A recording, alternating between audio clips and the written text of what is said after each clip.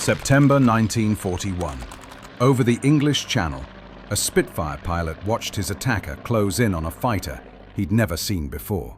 Faster than anything the RAF had, more maneuverable, better armed. The German pilot opened fire. The Spitfire shuddered under the impact. This was it. Game over. Except it wasn't. The German fighter broke off, no smoke trailing from his aircraft. Ammunition counters probably still showing rounds left. He just left. The Spitfire limped home. The pilot filed his combat report with one conclusion: we are completely outclassed. Within weeks, RAF intelligence had a name for this new nightmare: the Focke-Wulf FW-190. Nobody knew it yet, but hidden inside Germany's finest fighter was a flaw so fundamental that Allied pilots would eventually turn it into a weapon of their own. A design choice made in peacetime that would cost Germany the air war. The Germans called it the Würger, the butcher bird. By 1944, Allied pilots called it the fighter that couldn't finish what it started. 1941. The FW-190 showed up over France like a ghost. British pilots came back with reports that made no sense. An unknown German fighter outperforming the Spitfire Mark V in nearly every way. Faster in level flight, superior rate of roll, heavier armament, and better diving speed. The RAF went into crisis mode. For 2 years they'd maintained rough parity with the Bf-109. Now that advantage had vanished overnight. Churchill personally demanded answers. How'd Germany develop such a dominant aircraft without British intelligence catching wind of it? Simple answer, really. Kurt Tank had designed a masterpiece. The FW-190A series threw out the conventional fighter playbook. Instead of an inline, liquid-cooled engine like the Bf-109, Tank chose the BMW 801, a massive air-cooled radial engine. Everyone told him it wouldn't work. Too much drag, profile too large, impossible. Tank proved them wrong. He wrapped that engine in a sleek cowling that minimized drag, distributed the aircraft's weight perfectly, and created something that mixed brutal power with surprising agility. Early combat reports said the same thing. The FW-190 was superior to every Allied fighter flying. One RAF intelligence assessment from late 1941 didn't mince words. The FW-190 is the finest conventional fighter in the world. The British got desperate. They offered rewards for any pilot who could force an intact FW-190 down on British soil. They needed to understand what made it so deadly. In June 1942, they got their wish. A disoriented German pilot named Armin Faber misjudged the Bristol Channel for the English Channel, landing at RAF Pembrey in Wales, thinking he was in France. The technical evaluation that followed confirmed their worst fears. This wasn't just sound engineering. This was years ahead of everything they had. Something bothered Allied intelligence analysts while studying captured FW-190s. The aircraft was optimized for low to medium altitude operations. Everything worked brilliantly below 20,000 feet. The engine, the aerodynamics, all of it. Above that, the performance dropped off a cliff. Why would Germany build their finest fighter with such an obvious limitation? The answer came down to strategic miscalculation. When Kurt Tank designed the FW-190 in the late 1930s, Germany's air war centered on 2 scenarios: support ground operations and defend against RAF bombers at medium altitude. High altitude performance? Not a priority. It wasn't even on the radar. The BMW 801 radial engine used a single-stage supercharger, fine for operations below 20,000 feet, but completely inadequate above it. This wasn't a flaw at design time. It was a rational choice based on anticipated combat requirements. Then, everything changed. By 1943, American B-17 and B-24s were flying bombing missions at 25 to 30,000 feet. Germany's finest fighter had to operate at altitudes it was never designed for. The FW-190 could reach that height, barely. Doing so pushed the aircraft, especially its engine, to the absolute limit. Luftwaffe pilots found themselves in an impossible bind. They had the most advanced fighter in Europe, but they were flying it in conditions that exposed its fundamental weakness. Every interception turned into a race against physics. Every engagement tested the absolute limits of what the BMW 801 could endure. The butcher bird was hunting prey at altitudes where it could barely breathe. The BMW 801 was brilliant engineering. 14 cylinders in 2 rows, over 1,700 horsepower at takeoff, rugged, reliable, and brutally powerful. It was also managed by one of the most advanced systems ever installed in a combat aircraft, the Commando Garrat. Call it the world's first computerized engine management system. This mechanical hydraulic marvel automatically controlled fuel mixture, propeller pitch, manifold pressure, and ignition timing. The pilot just moved a single lever. The Commando Garrat handled everything else. It was a brilliant design and worked flawlessly. This made the FW-190 incredibly easy to fly and enabled the very behavior that would destroy the aircraft. The Commando Garrat gave pilots instant access to maximum power. No complex procedures and no careful management. Push the lever forward and the engine delivered everything it had, including emergency power. WEP in pilot terminology.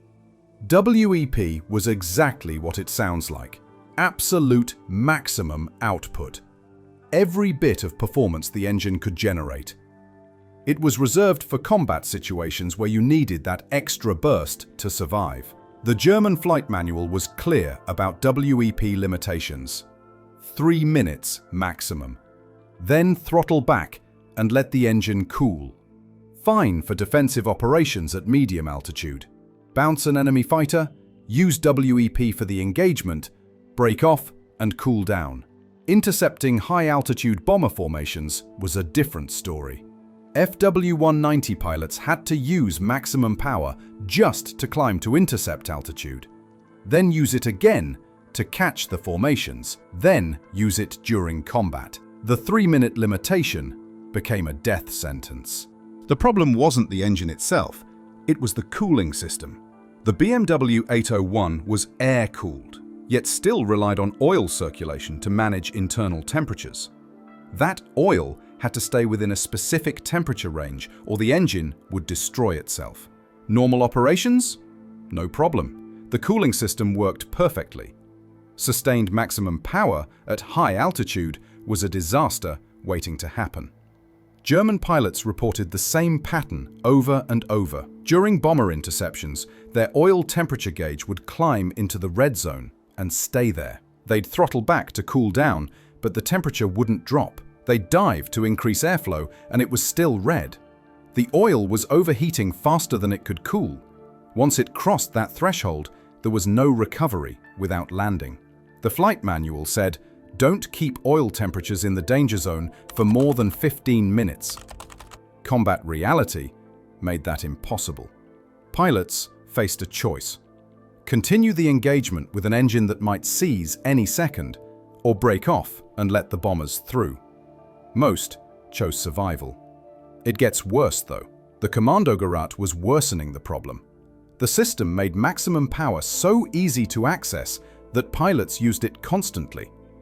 The psychological impact was subtle but deadly. In a BF-109, you had to manually manage mixture, pitch, and throttle. It created a mental barrier.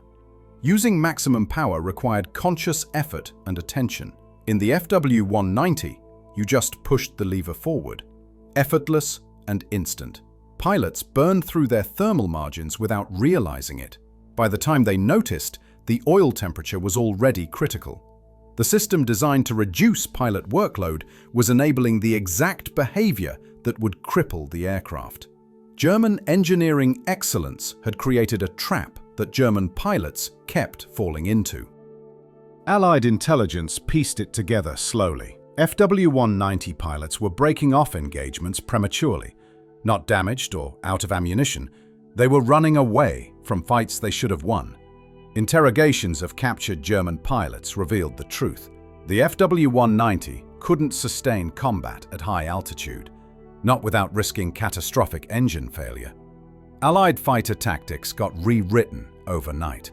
You encounter an FW-190 at high altitude, don't try to outturn it or outrun it in a straight line.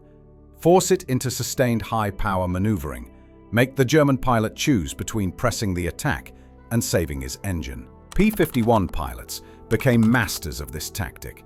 They'd engage FW-190s in prolonged vertical maneuvers, climbing spirals, yo-yo attacks, and energy-draining turns.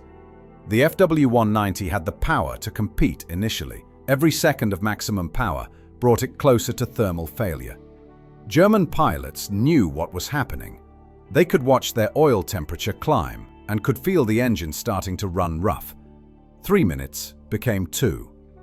2 became 1. Then they'd have to break off or risk engine seizure over enemy territory. The psychological impact was crushing. You're flying the most advanced fighter in Europe and retreating from aircraft you should dominate, because staying in the fight means your engine might explode. Spitfire pilots adopted similar tactics. They couldn't match the FW-190's speed or roll rate, but they could force prolonged engagements. Push the BMW 801 beyond its thermal limits. The Butcherbird was being hunted by pilots who understood its weakness better than some German pilots. The thermal issue created a secondary nightmare. The FW-190 already struggled with limited range and high fuel consumption. The BMW 801 was powerful but thirsty. The combat radius was roughly 500 miles with external tanks. Good enough for defensive operations, but insufficient for long-range bomber escort. The thermal limitation made it worse. Germany formed specialized Sturmgruppen units, heavily armored FW-190s designed to destroy bombers at close range. They discovered something horrifying. These aircraft couldn't defend themselves against Allied escort fighters. The extra armor reduced maneuverability. The heavy cannons added weight. These bomber destroyers were sitting ducks for P-51s. Germany had to provide escorts for the escorts. Think about that logistics nightmare. Your finest fighter needed protection from enemy fighters. It couldn't sustain the power output necessary to fight and bomb simultaneously. The system was eating itself. The FW-190 couldn't maintain maximum power for extended periods. Even escorted Sturmgruppen attacks were limited.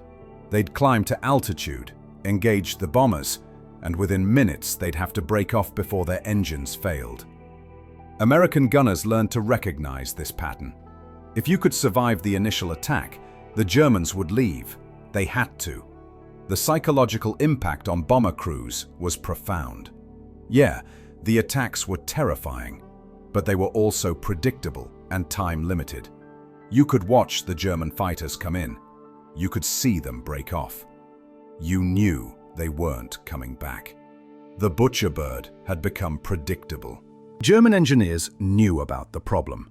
Since 1943, they'd known the FW-190A series couldn't effectively operate at high altitude. Multiple solutions were proposed.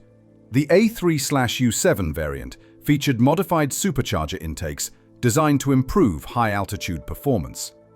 The German Air Ministry rejected it. More advanced variants with turbo superchargers were designed, but never reached production in meaningful numbers. The real solution was already in development: the FW-190D series. The Dora replaced the BMW 801 radial with the Junkers UMO 213, a liquid-cooled inline engine designed for high-altitude operations. The Dora could fight at 35,000 feet without thermal issues. It could also outclimb, outrun, and outfight anything the Allies had, but it came too late. By the time it arrived in late 1944, Germany was collapsing. Fuel shortages meant the Dora couldn't fly regular missions. Pilot attrition meant there weren't enough experienced pilots to fly them effectively. Production delays meant only a few thousand were built before the war ended. The D-series represented what the aircraft should have been from the beginning: high-altitude performance, sustainable power output, and no thermal limitations. But it arrived 2 years too late to matter. The FW-190's thermal limitation wasn't just a tactical problem. It was a strategic disaster that cascaded through Germany's entire defensive posture. By mid-1944, the Luftwaffe had lost air superiority over Germany itself. Bomber formations flew where they wanted and when they wanted. The FW-190 couldn't stop them, not because it lacked firepower or because German pilots lacked skill, but because the aircraft couldn't sustain the power output necessary. It couldn't intercept, engage, and destroy high-altitude bomber formations. Every raid proved the same thing. German fighters would climb to intercept. They'd attack briefly, then break off before they could decisively defeat the formations. The bombers kept coming. German war production was being systematically destroyed by bombers that the FW-190 couldn't effectively counter. Ball bearing factories, aircraft plants, and oil refineries were all targeted. They were all operating at reduced capacity or destroyed entirely. Intelligence reports from late 1944 showed German commanders understood precisely what was happening.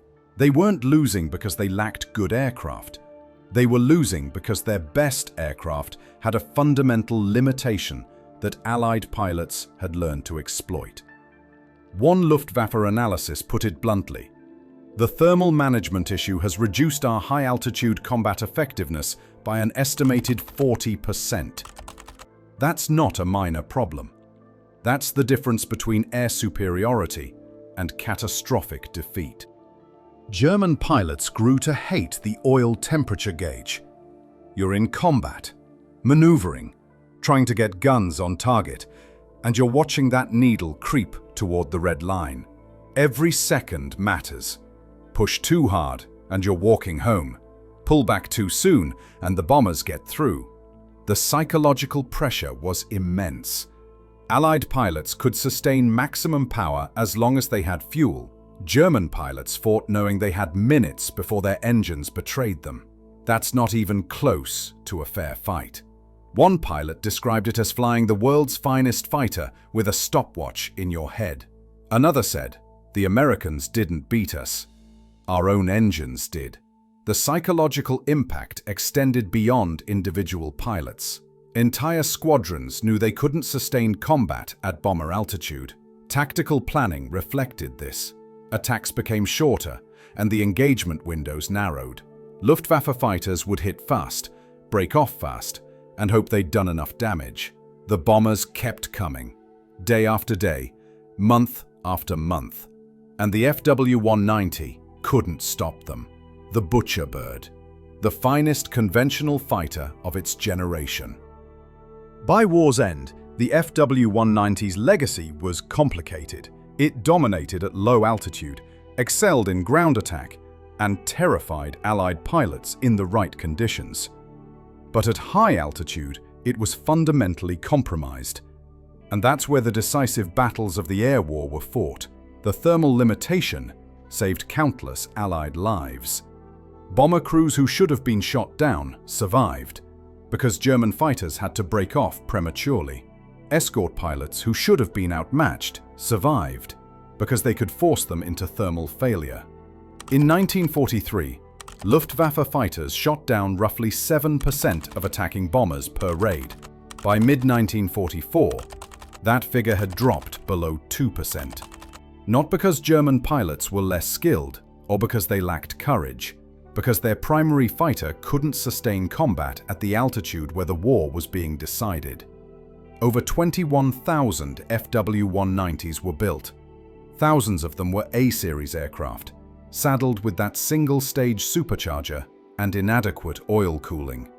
Germany had industrial capacity, pilots, and tactics, What they didn't have was time to fix the fundamental design compromise made when the FW-190 was conceived for a completely different war. The BMW 801 was a magnificent engine in the right conditions, but at 35,000 feet, fighting American bomber formations were not the right conditions. And that's why Allied pilots survived. The Focke-Wulf FW-190 represents one of the great ironies of World War II. Germany's finest conventional fighter was crippled by a flaw hiding in plain sight. It was a strategic miscalculation about what kind of war they'd be fighting. When Kurt Tank designed the FW-190, he optimized for low-altitude dominance. He succeeded brilliantly, but the war moved up into the stratosphere, where the air is thin, engines gasp, and oil temperatures climb beyond sustainable limits. The butcherbird became the fighter that hunted itself. Every Allied pilot who survived a high-altitude encounter with an FW-190 that broke off unexpectedly owed their life first to the German engineers who never imagined their aircraft would have to fight at 30,000 feet for minutes at a time. Also to thermal limits that couldn't be exceeded without catastrophic failure, and to a cooling system that was adequate for the war Germany planned, but inadequate for the war they got. This flaw saved Allied pilots, not because it made the aircraft weak, because it made sustained high-altitude combat impossible. And in a war decided by strategic bombing, that was everything. Hit that like button and subscribe if you enjoyed this deep dive into aviation history.